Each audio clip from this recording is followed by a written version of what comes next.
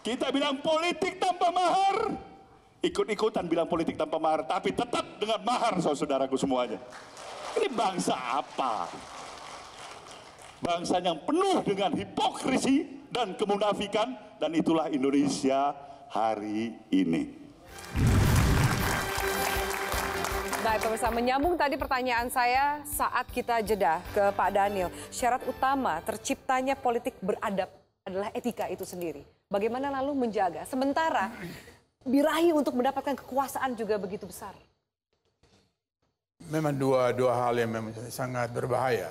Birahi besar dan harus beretika. Nah, tapi kalau kita ngomong tentang etika di dalam politik, ini bukan etika keagamaan, bukan. Itu public ethics, yaitu etika publik.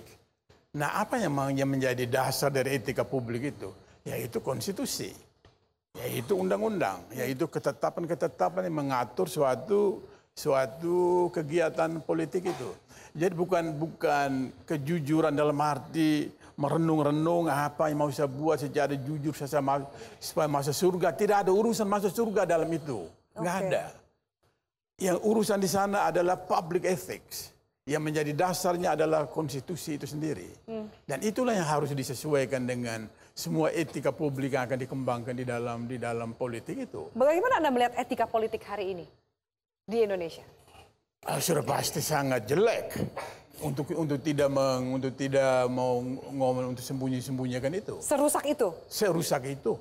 Dalam arti bagaimana mengolah identity politics itu di dalam satu kebencian, kedua kebohongan, dan ketiga didukung oleh uang. Artinya gabungan tiga ini apalagi namanya? Hancur. Hancur dalam arti etika itu merosot sejauh-jauhnya. Dan kita dari tadi kita bilang itulah tugas partai untuk membangun itu kembali. Membangun kembali artinya menghentikan politik uang itu. Jadi kalau Nasdem misalnya yang sangat konsekuen tentang itu, saya pikir itu langkah yang luar biasa untuk menghentikan politik uang itu. Karena itu dia akan berkembang biak untuk sesuatu yang memang sangat membahayakan. Seperti sudah dikatakan tadi, politik Indonesia menjadi salah satu yang termahal. Jangan di Asia itu. Mas Komar, pendidikan politik akhirnya menjadi penting bagi para politisi yang akan berkompetisi maupun yang menjadi kader dari partai politik itu sendiri. Iya.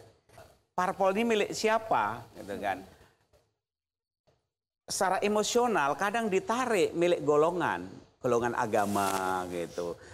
Kemudian satu sisi milik pribadi gitu. Jadi partai itu mesti kaitannya ini pendirinya ini, bosnya ini. Ini sebenarnya tidak rasional. Saya salut terima kasih pada mereka yang berjuang dengan pikirannya, tergana biayanya membangun parpol. Tapi ini hendaknya diteruskan sebagai kontribusi mendewasakan demokrasi sehingga lama-lama hendaknya lebih rasional. Jadi tokoh-tokoh parpol itu saya harap ikut melahirkan, mengantarkan, tapi jangan kemudian didominasi, dihegemoni oleh identitas kelompok maupun juga pribadi foundernya atau apa. Suka atau tidak ada pihak juga yang merongrong ingin menghancurkan tanda kutip rumah Indonesia ini. Bagaimana kita menghalau mereka? Ya, mereka itulah juga keluarga kita, warga negara Indonesia. Gini, kalau dalam teori sosiologi itu atau sejarah ada 4 macam generasi ya. Satu generasi pendiri. Jadi entah itu perusahaan atau bangsa negara ada generasi pendiri. Bung Karno, Pak Hatta itu pendiri ya. Ada generasi pembangun gitu. Membangun, Pak Harto somehow itu membangun. Berikutnya generasi penikmat. Nah, gitu. Penikmat. Kita di generasi apa nih, Pak? Perusak. Gitu. Ada 4 gitu kan. Kenapa kita masuk kategori generasi perusak? Anda ya kalau merusak, ini anak-anak muda ingin membangun jangan bangsa. Sampai. Maka ini harus menjaga spirit pendiri-pendiri pembangun. Jangan terjebak gitu kan.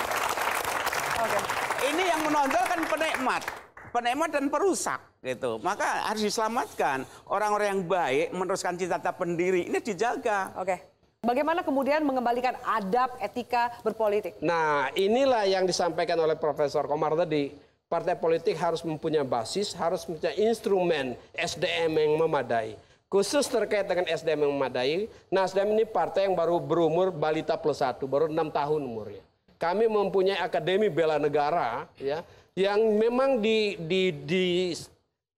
buat khusus untuk menciptakan kader-kader, pendidikan kader internal untuk menjadi partai yang modern. Pada saat setelah pemilu legislatif 2014, seluruh anggota DPR Partai Nasdem di seluruh Indonesia itu mendapat sekolah legislatif. Ya. Setelah itu kami mempunyai sekolah-sekolah kader. Dan saat ini kami membangun Akademi Bela Negara untuk menghasilkan politisi dan kader-kader politik yang bertanggung jawab, yang mempunyai hubungan langsung dengan konstituennya, tapi memahami cita-cita ideologi negara, konstitusi negara, cita-cita para pendiri bangsa. Dari Partai Gerindra sendiri? Gerindra adalah partai yang mengedepankan tidak hanya adab, etika, dan politik, tapi juga integritas. Gerindra partai yang mengutamakan apa yang kami sebut dengan kaderisasi. Kaderisasi dari pertama partai dibentuk sampai hari ini tidak pernah tiada hari tanpa kaderisasi. Kami punya base camp sendiri, punya diklat sendiri di Hambalang ya, diajarkan anak-anak muda memahami realitas politik, realitas alam, realitas bangsa, realitas kebinekaan, bersatu. Kami ajarkan generasi muda dari Aceh sampai Papua, kami kumpulkan di setiap beberapa provinsi secara regional, secara berulang. Itulah Partai Gerindra, partai yang mengedepankan generasi muda. Generasi yang disiapkan untuk kaderisasi ke depan. Kami menyadari bahwa politik ini harus disiapkan oleh generasi. Sehingga generasi politik tidak seperti yang sampai ke politik. Jangan sampai kita menjadi generasi politik, generasi perusak.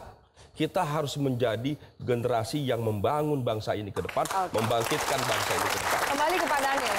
Ini ideal dan manis sekali apa yang disampaikan oleh dua kakak saya ini. Tapi faktanya di lapangan berbeda. Korupsi di mana-mana, transaksional di mana-mana. Apa yang salah? Yang salah seperti saya bilang tadi, yaitu menjadi mahalnya politik itu. Apa artinya? Karena kalau dia menjadi mahal, hanya orang-orang tertentu yang bisa membiayai itu. Dan kalau sekiranya ada orang tertentu saja yang bisa membiayai itu, artinya ada tumbuh di sini semacam, bukan semacam, memang oligarki. Oligarki itu kan persekutuan antara politik dan uang. Dan kalau itu terjadi, benar-benar merusak demokrasi. Adakah harapan Indonesia lebih baik dengan pemilihan pilkada serentak di 2018? Kalau kadernya hebat, organisasi di daerahnya juga hebat, persoalannya kan tinggal bagaimana komunikasi politik dari partai itu. Dan itu akan mengurangi ongkos yang sangat-sangat mahal itu. Dengan itu politik Indonesia menjadi dikurangi kemahalannya. Karena kalau itu makin mahal, dia hanya akan dikuasai oleh kaum pemodal yang berduit, dan itu oligarki yang tidak bisa diruntuhkan. Sangat susah sekali untuk menghancurkan itu. Oke, baik. Lalu ke depan, apa harapan kita di tahun politik untuk membangun bangsa lebih baik dan juga apa yang harus kita antisipasi? Selanjutnya, tetaplah bersama kami di Opsi.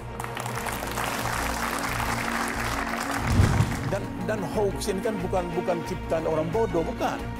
Hoax ini kan analis yang hebat.